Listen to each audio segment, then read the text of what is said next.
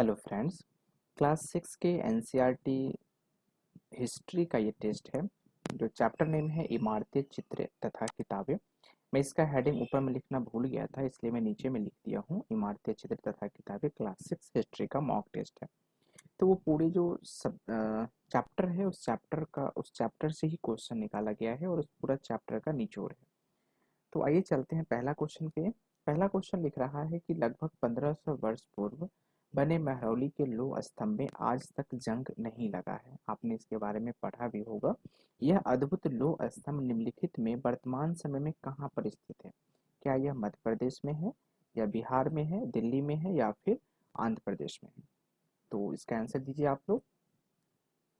I hope कि आप अपने मन में आंसर सोच लिए होंगे। तो इसका आंसर है दिल्ली। ठीक है, चलिए नेक्स्ट क्वेश्चन पे।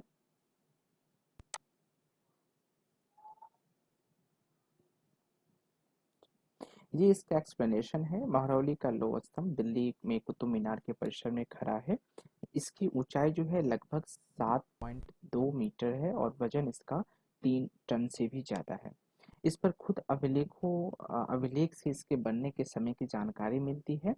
इसमें चंद्र नामक एक शासक का जिक्र है जो संभवतः गुप्त वंश से थे। दूसरा क्वेश्चन है कि स्तूपों के संदर्भ में निम्नलिखित में से कौन सा कथन सही नहीं है? आपने स्तूप के बारे में भी पढ़ा होगा। पहला ऑप्शन है कि स्तूप का शाब्दिक अर्थ टीला होता है। दूसरा ऑप्शन है कि स्तूपों में सजावट के लिए रखा जाने वाला गोल धातु का डिब्बा धातु मंजूषा कहलाता था। जो डब्बा होता था ना, उसको धातु मंजूषा कहते थे। और तीसरा स्टेटमेंट है कि माने ऑप्शन है स्तूपों के चारों ओर परिक्रमा हेतु बना वृत्ताकार पथ प्रदक्षिणा पथ कहलाता है। और चौथा जो है वो है कि प्रदक्षिणा पथ को रेलिंग से घेर दिया जाता था, जिसे वेदिका कहा जाता है। आपने कभी स्तूपों के बारे में अगर पढ़ा होगा या स्तूपों का पिक्चर देखा होगा, तो यहाँ पे ध्यान रखिएगा, कह रहा है कौन सा स्टेटमेंट सही नहीं है। ठीक है, तो स्तूप का अर्थ एक टीला से संबंधित होता है, तो यह स्टेटमेंट बिल्कुल सही है। दूसरा कह रहा है कि स्तूपों में सजावट के लिए रखे जाने वाला गोल धातु का डिब्बा धातु मंजूषा कहलाता था। मंजूषा जो है वो सजावट के लिए नहीं रखा जाता था। जो स्तूपों में जो अस्थियां रखी जाती थी उसको कहा जाता था। तो जो दूसरा स्टेटमेंट है वही इसका ऑप्शन जो है वो गलत है। तीसरा स्टेटमेंट ऑप्शन जो है वो स्तूपों के चारों ओर परिक्रमा हेतु बना वृत्ताकार पथ को प्रदक्षिणा पथ कहा जाता है। यह बिल्कुल सही है। अगर आप सांची के स्तूप के बारे में अगर डिस्कस करना चाहेंगे या उसमें आप देखेंगे उसके पिक्चर को, तो वहां पर दो प्रदक्षिणा पथ दिखा जाता है, एक नीचे की ओर, एक ऊपर की ओर। प्रदक्षिणा पथ को रेलिंग से घेर दिया जाता है, जिसे हम लोग वेदिका के नाम से जानते हैं। ठीक है, ये इस क्वेश्चन का एक्सप्लेनेशन है। कह रहा है कि स्तूपों का शाब्दिक अर्थ ही टीला होता है। स्तूप आकार में कभी गोला या लंबे या कभी बड़ा या छोटा भी हो सकता है। सभी स्तूपों में बौद्ध या उसके अनुयायियों के शरीरों के अवशेष अथवा उनके द्वारा प्रयुक्त कोई चीज एक डिब्बे में रखे जाते हैं, जिसे ही मंजूषा कहा जाता है। मैंने स्टेटमेंट नंबर 2 जो पढ़ा था उसमें आपको समझाया भी था। स्तूप प्रायः इन्हीं धातु मंजूषा के ऊपर रखा मिट्टी का टीला होता था। बाद में टीलों को ईंटों से ढक ढक दिया जाता है। अतः स्टेटमेंट जो बी है, कथन बी जो है वो आपका गलत था। अगर हम अगला पॉइंट देखें तो वेदिका में प्रवेश द्वार बने होते थे। रेलिंग तथा तोरण प्रायः मूर्तिकार की सुंदर कलाकृतियों से सजे होते थे। उदाहरण अमरावती से लगभग 2000 वर्ष पूर्व प्राप्त स्तूपों को सजाने के लिए शिलाओं पर चित्र उकेरे गए। स्तूप निर्माण में राजा के अलावा व्यापारी, कृषक, श्रमिक भी योगदान करते थे। जैसे हाथी दांत का काम करने वाले श्रमिकों के संघ ने सांची के एक अलंकृत प्रवेश द्वार तोरण को बनाने का खर्च दिया था। तोरण कहा जाता है प्रवेश द्वार को स्तूपों में। नेक्स्ट क्वेश्चन है कि पूर्व मध्यकालीन आरंभिक हिंदू मंदिरों के संदर्भ में निम्नलिखित कथनों पर आपको विचार करना है और बताना है कि कौन सा ऑप्शन जो है वो सही है। पहला ऑप्शन है कि मंदिरों में गर्भगृह नाम के स्थान पर लोग एकत्र होते थे। ठीक है। दूसरा है कि गर्भगृह के ऊपर काफी ऊंचाई तक निर्माण किया जाता था, जिसे शिखर कहा जाता है।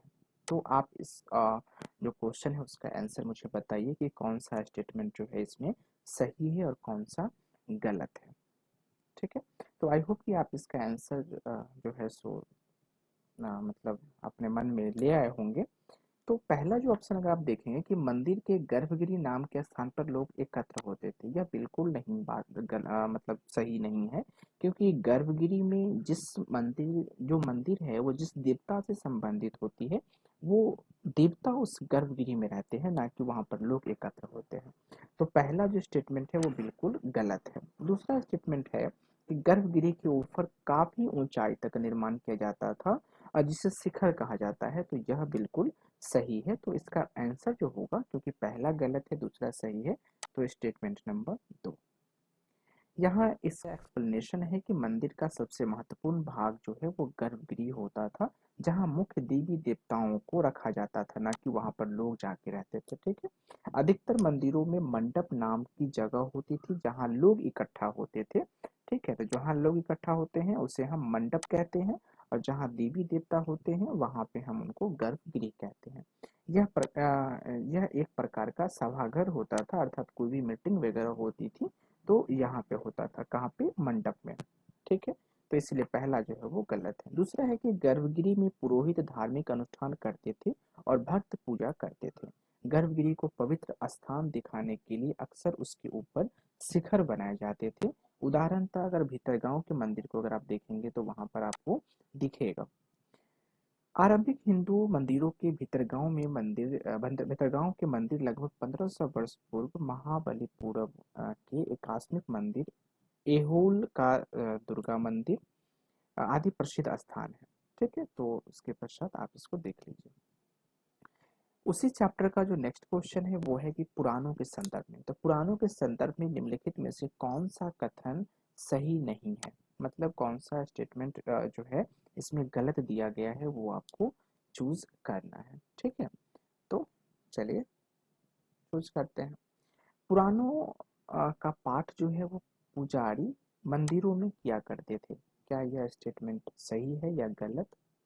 दूसरा है कि इसमें पूजा विधियों के साथ साथ संसार की सृष्टि तथा राजाओं के बारे में भी कहानियां मिलती है या देखने को मिलती है। अधिकतर पुराण सरल संस्कृत श्लोक में लिखे गए हैं जिससे सब उन्हें सुन और समझ सके। चौथा है ऑप्शन, स्त्रियों तथा शूद्र जिन्हें वेद पढ़ने की अनुमति नहीं थी, वे पुराने को भी सुन सकते थे। तो इसमें बताएं कि इसमें कौन सा स्टेटमेंट जो है वो आपको गलत दिया गया है। तो इसका स्टेटमेंट नंबर जो है वो 4 जो है वो गलत दिया गया है। इसका यहाँ पे एक्सप्लेनेशन है, ए बी सी जो है वो सही था परंतु डी गलत, क्योंकि स्त्रियों तथा शूद्र जिन्हें वेद पढ़ने की अनुमति नहीं थी वे भी पुराणों को सुन सकते थे। पुराण का शाब्दिक अर्थ प्राचीन है, ये पूर्व मध्य काल में लिखे गए थे। ठीक है, नेक्स्ट है क्वेश्चन, निम्नलिखित में से कौन पुराणों के संकलन से संबंधित नहीं है? इसमें से ऐसा कौन सा व्यक्ति है जो पुराणों के संकलन, जो पुराण को जो एकत्र किया गया था ना उसी को हम संकलन बोलते हैं, तो उनमें से कौन सा व्यक्ति जो है वो संबंध नहीं है? तो व्यास, उग्रश्रवा, लोमहर्ष और मखंक। ठीक है, तो इसका ऑप्शन जो है वो डी जो है वो गलत है। इसका एक्सप्लेनेशन आपको यहाँ पे दिया हुआ है, पुराणों की कुल संख्या 18 है, परंतु मत्स्य पुराण में लिखा है कि पहले पुराण एक ही था, उसी से अन्य सभी पुराण निकले हैं। ब्राह्मण पुराण के अनुसार वेद व्यास ने पुराण संहिता का संकलन किया। विष्णु पुराण से पता चलता है कि व्यास ने अपनी पुराण संहिता अपने शिष्य लोमहर्षा को दे दी थी, और उग्रश्रवा लोमहर्ष के पुत्र थे, ये भी पुराणों के संकलन से जुड़े थे। नेक्स्ट क्वेश्चन है, आर्यभट्टीय के लेखक आर्यभट्ट निम्नलिखित में से किससे संबंधित हैं? ज्योतिष, खगोल अथवा गणितज्ञ से? ठीक है, तो हमें बताइए इसका आंसर क्या होगा। ज्योतिष, खगोल और गणित। कह रहा है कि सही उत्तर को चूज करना है, तो क्या ये तीनों थे या एक थे या दो थे, कौन थे?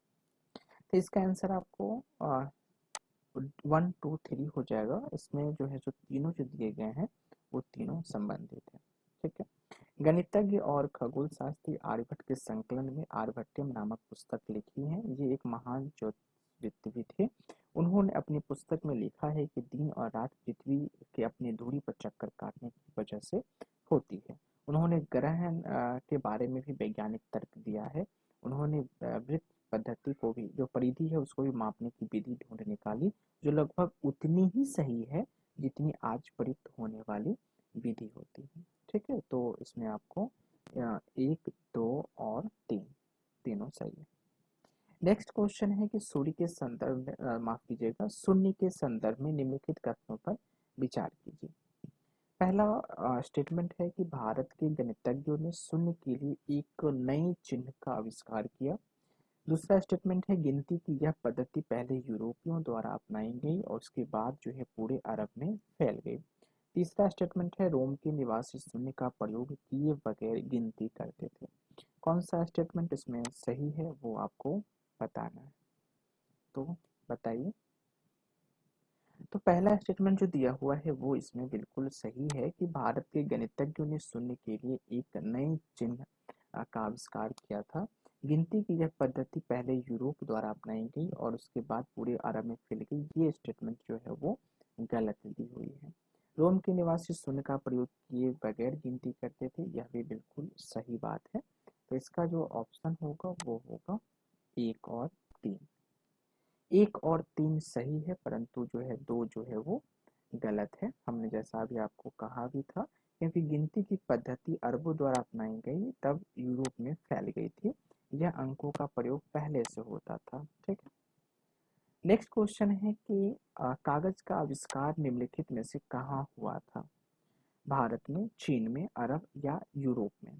तो आप लोग पढ़े होंगे कभी भी ऑब्जेक्टिव क्वेश्चन में भी आपको मिल गया होगा कि इसका आंसर जो है वो चीन है। और आपने अगर ये चैप्टर नंबर जो पढ़ा होगा हिस्ट्री का लास्ट जो चैप्टर है वो, तो आप इसमें पढ़ लेंगे क्योंकि उसी चैप्टर से संबंधित ये सारे क्वेश्चन दिए गए हैं। इसका जो एक्सप्लेनेशन है वो यहाँ पे है। कागज का आविष्कार जो है लगभग 1900 वर्ष पूर्व चीन के लूम नाम के व्यक्ति ने किया था। लगभग 1400 वर्ष पूर्व यह तकनीकी कोरियाई तक पहुंचे थे। अब देखेंगे चीन के आसपास 2 कोरियाई कंट्री हैं, साउथ और नॉर्थ, मतलब जिसको उत्तरी कोरिया और दक्षिणी कोरिया के नाम से जानते हैं। लगभग 1800 वर्ष पूर्व यह बगदाद में पहुंची थी। आप बगदाद के बारे में पता होगा कि इराक से संबंधित है ये। फिर बगदाद से यह यूरोप, अफ्रीका और एशिया के अन्य भागों में फैल गई। इस उपमहाद्वीप में कागज की जानकारी बगदाद से ही आई, मतलब भारतीय उपमहाद्वीप की बात हो रही है।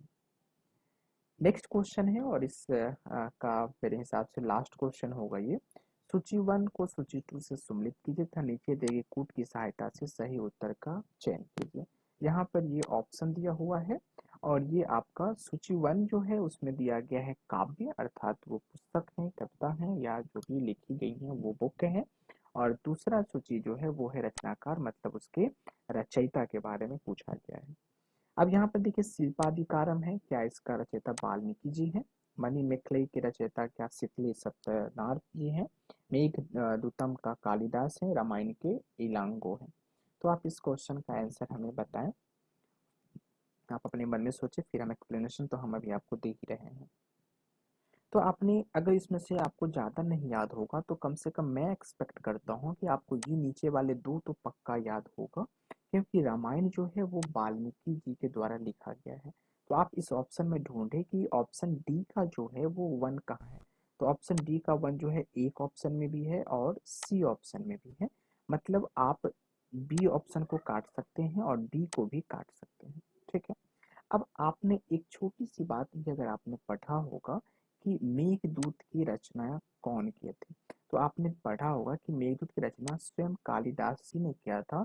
तो आप देखें सी का 3 किसमें है, तो सी का 3 इसमें भी है, जो मेरा ऑप्शन सही है उसमें, और इसमें भी है। मतलब इससे आंसर हमें नहीं मिला, अभी भी 2 ऑप्शन हमारे पास अवेलेबल है। अगर आपने शिल्पाधिकारम के बारे में भी अगर आपने पढ़ा होगा तो आपने देखा होगा कि शिल्पाधिकारम के जो रचयिता हैं वो इलांगो हैं। ठीक है। तो ए जो है, ए का जो ऑप्शन होगा वो 4 होगा। अगर आपने ज़्यादा अच्छे से पढ़ा होगा तो ही आप इस क्वेश्चन का आंसर तक पहुंच सकते हैं। तो आप देखिए कि यहाँ पे 4 है, यहाँ पे 2 है, तो मेरा आंसर जो है वो ऑप्शन नंबर सी सही है।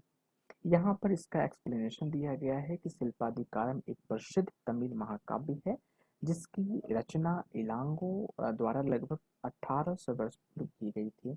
इसमें कोवलन नामक व्यापारी की कहानी है जो पुहार में रहता था। ये एक तरह से प्रेम कहानी है और पति पत्नी का कहानी है। आपने अगर कोई पढ़ा होगा तो अति उत्तम, नहीं पढ़ा होगा टाइम मिले तो कभी पढ़ लेना।